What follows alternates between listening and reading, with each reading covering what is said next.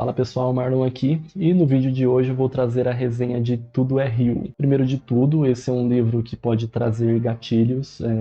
Segundo, eu não tenho o livro aqui, pois eu peguei ele emprestado para ler. E as considerações são sobre a minha experiência e percepções lendo o livro, né? O livro foi escrito pela Carla Madeira, tem 210 páginas e publicado em 2014. E a edição que eu li foi trazida pelo grupo Editorial Record.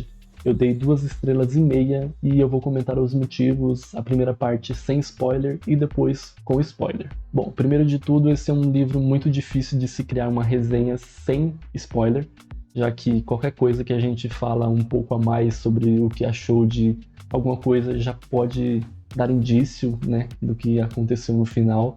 Então, na parte sem spoiler, vou tentar ser o mais vago possível. Basicamente, a história conta como as vidas de Dalva, Venâncio e Lucy se cruzaram, um pouquinho de suas infâncias até o momento em que se conheceram. O livro é narrado em terceira pessoa e possui uma escrita em forma poética, né? Confesso que não é um estilo de escrita que me agrade muito, já que isso dá uma enfeitada, deixa tudo mais bonito e prefiro algo mais cru e direto ao ponto. Porém, a leitura é super fluida e isso ajuda bastante. Numa análise fria sobre a história, eu diria que é um bom livro de fantasia. Porém, como não havia nada disso na premissa base do livro, eu li e analisei a narrativa como sendo uma ficção, mas considerando o mundo real. Um dos problemas que senti no livro está em não dar o contexto. Não sabemos onde se passa, nem em que período, e isso dificulta muito analisar a história, já que eu poderia abrir concessões sobre comportamentos que são comuns em determinadas épocas. Por exemplo, há 100 anos atrás, uma mulher de 14 anos se casar era comum, pessoas de 40 anos eram consideradas idosas, então pontuar o período é importante para analisar alguns aspectos. E por terem tantas coisas não discutidas, questionadas ou debatidas, eu senti que foi passado um grande pano, enquanto outras foram banalizadas e até romantizadas, talvez. Por exemplo, Lucy era menor de idade, considerando os dias atuais e analisando o que acontece, tem um crime ali, há várias atitudes questionáveis em torno dela, e isso nem é cogitado durante a narrativa, mas muitas delas reverenciadas como um ato de poder, de liberdade, por toda a construção da personagem que é dona de si e consegue o que quer. Já Venâncio é um dos personagens mais asquerosos, repugnantes e desprezíveis que já li, não só pela brutalidade e violência expostas nas primeiras páginas, mas pelo contexto criado em torno dele. Me deu raiva em todos os momentos que ele aparece e tudo que ele faz, que ao meu ver é imperdoável. Até mesmo o que acontece com o Bambu, sendo ações que são deixadas passar com personagens e até quem narra apáticos. E o livro ainda é cheio de facilitadores de roteiro para funcionar. No momento exato todo mundo desaparece ou surge um personagem aleatório para dar a progressão desejada, e ainda há uma insistência em se falar de amor no relacionamento deles, mas é algo que eu não consegui enxergar. Houve posse, dotada de um ciúme doentio que isola, que não permite ter amigos, sem contar que não dá para relacionar o sentimento com a violência apresentada. E falando sobre coisas doentias, todas as motivações de Venâncio eram baseadas nisso, sua atitude com Bambu, seu filho, Dalva, Lucy, e para finalizar o livro termina de uma forma questionável, tanto pelo plot quanto pelo desfecho. Eu nunca vou dizer que um livro é ruim ou bom. Eu sempre falo sobre as minhas experiências lendo o livro. Eu digo leia, mas existem algumas coisas que precisam prestar atenção. E agora vamos para a parte com spoilers. Então fiquem avisados e se for sair agora do vídeo, não esquece de deixar o like e se inscrever. Como havia mencionado anteriormente, as facilidades de roteiro. Vou pontuar aqui com exemplos. A família de Dalva vai embora logo após Venâncio demonstrar sua violência com Bambu. E o que torna um pouco incoerente, já que de início o pai de Dalva era contra o namoro, mas depois desse ato ele não fala mais nada. E são vários desses momentos que me fizeram questionar as atitudes dos personagens. Eu não costumo focar tanto nesses detalhes, mas foram tantas coisas que me incomodaram que eu me senti sendo jogado em um vale da estranheza.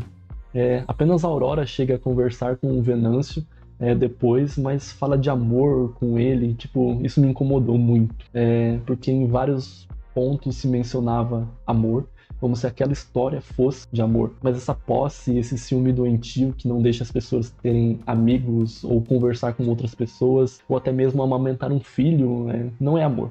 Não tem como associar isso com esse sentimento. Mas, voltando para as facilidades de roteiro, quando Dalva finalmente decide ir embora e pegar suas coisas, Lucy aparece para deixar o filho dela. Dalva enrola um monte por anos e, bem nesse exato momento, aparece a mulher e fala: toma aqui um filho para você cuidar. Assim como quando aquele cara que trabalha com o Venâncio, eu não lembro o nome, ele vai lá contar que a Lucy mordeu o dedo de Dalva, mas ninguém nunca mencionou nada sobre os xingamentos diários que a Dalva recebia. Ninguém nunca questionou sobre o filho ter sumido, onde tinha sido enterrado. A Aurora mesmo, quando volta para visitar a filha, não questiona onde ele estaria, o que tinha acontecido com ele, onde tinha sido enterrado o neto.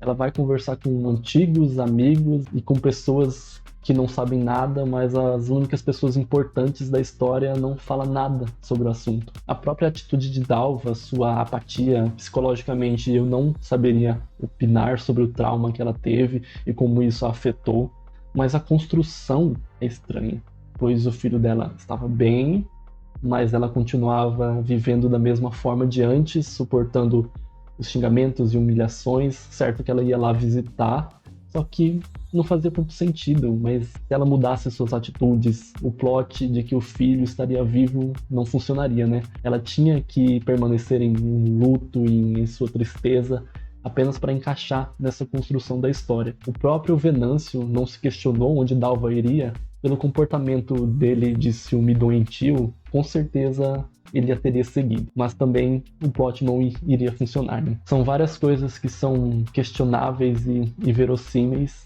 assim como o fato de não ter médico policial nem vizinho fofoqueiro. Se realmente ali fosse um lugar que todo mundo se conhece, algum conflito gerado por esses questionamentos seria visível. Mas como isso não acontece, me joga nesse vale da estranheza. Por isso que eu me senti lendo um livro de fantasia. Muitas coisas não casam com o mundo real, né? Agora vamos para duas problemáticas, que são as mensagens passadas. Esse é um livro para maiores de 18 anos, porém não há nenhum lugar falando isso e sabemos que menores de idade vão ler. Já mencionei ali sobre associar a história com amor, o que, a meu ver, é complicado. Mas temos Lucy. Eu vi muitos comentários negativos em relação a 2 pontos, mas o tio dela não era de sangue e ela era adolescente. Olhando estritamente o que acontece no livro, não encaixa nessas críticas. Mas ela começa a se prostituir menor de idade. Hoje ali ocorre o crime de favorecimento à prostituição, supondo que a história se passa antes de 2009, quando ainda não havia essa lei. Ok, ainda acho um pouco estranho, mas beleza, foi tudo com sentido, né? O problema maior acaba sendo a mensagem que é passada. Não há problema algum em Lucy ter escolhido sua profissão, em ser bem-sucedida, ganhar seu dinheiro e tudo mais, mas o início, quando ela seduz homens mais velhos, usando roupas sensuais, acaba sendo uma construção bem questionável, não só por parte dela, mas principalmente pelos homens. O dentista deveria ter seus 30 anos, já o senhor da farmácia mais de 50 e simplesmente consentem. E pela construção do livro, nada de errado acontece ali. Você pode pensar, mas o livro não precisa pontuar essas coisas, o leitor que deve saber interpretar. Eu concordo em partes com isso, só que a construção em torno de Lucy apresenta aspectos positivos. Ela ganha dinheiro, ela consegue o que quer, é livre para fazer suas escolhas, é forte, dona de si, e por isso comento que pode passar uma mensagem errada, por não criar um contraponto.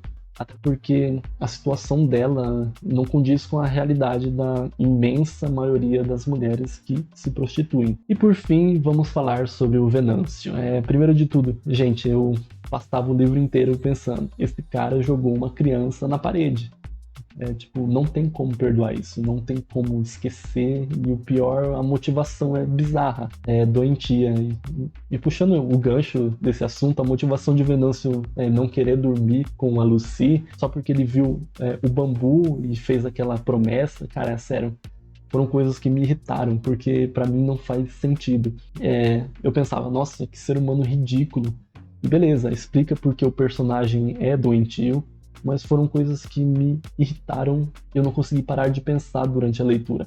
Creio que isso tenha influenciado negativamente na minha visão em torno da construção dele, pois quando se fala do seu sentimento de culpa, e eu pensava, cara, você jogou uma criança na parede e bateu na sua mulher por estar amamentando. Então, dane-se. E tudo gira em torno de situações e atitudes que não são questionadas, ninguém pergunta nada, ninguém conversa sobre as atitudes de ninguém. Dalva busca punir no silêncio, nunca tiveram uma conversa sobre o assunto e tudo é tratado como normal.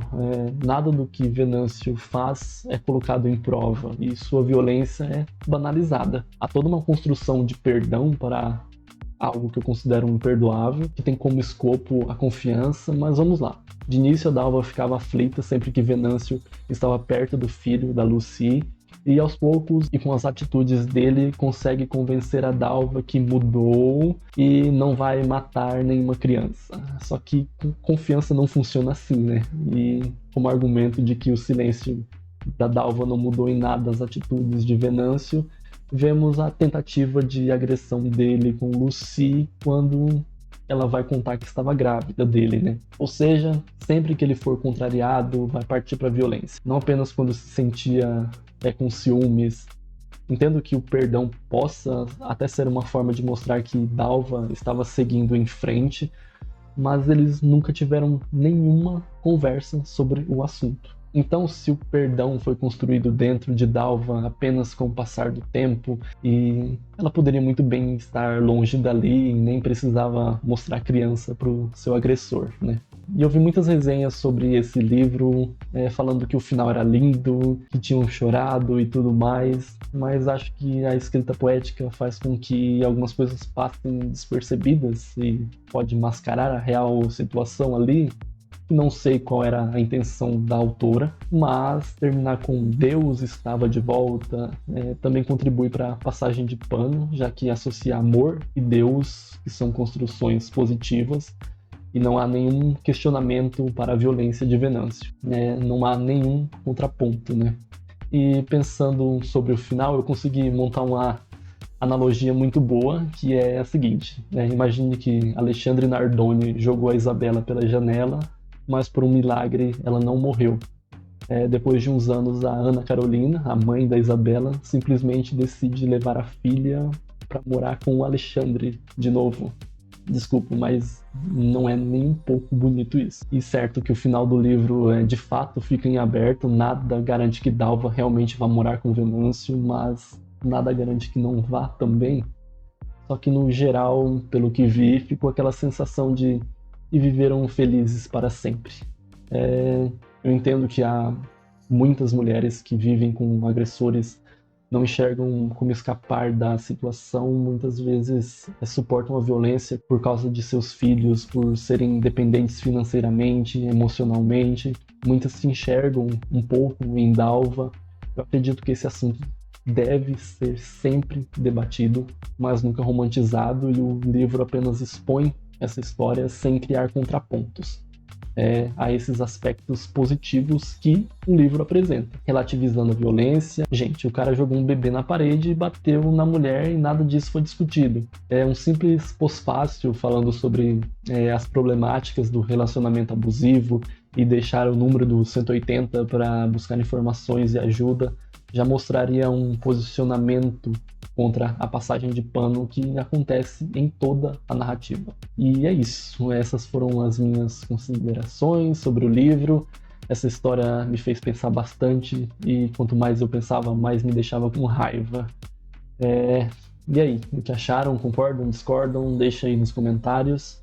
Eu vou pedir para deixar o like, se inscrever no canal, ativar o sininho da notificação para quando saírem os vídeos novos. Me segue lá no Instagram também. E obrigado a todo mundo que assistiu e até o próximo vídeo.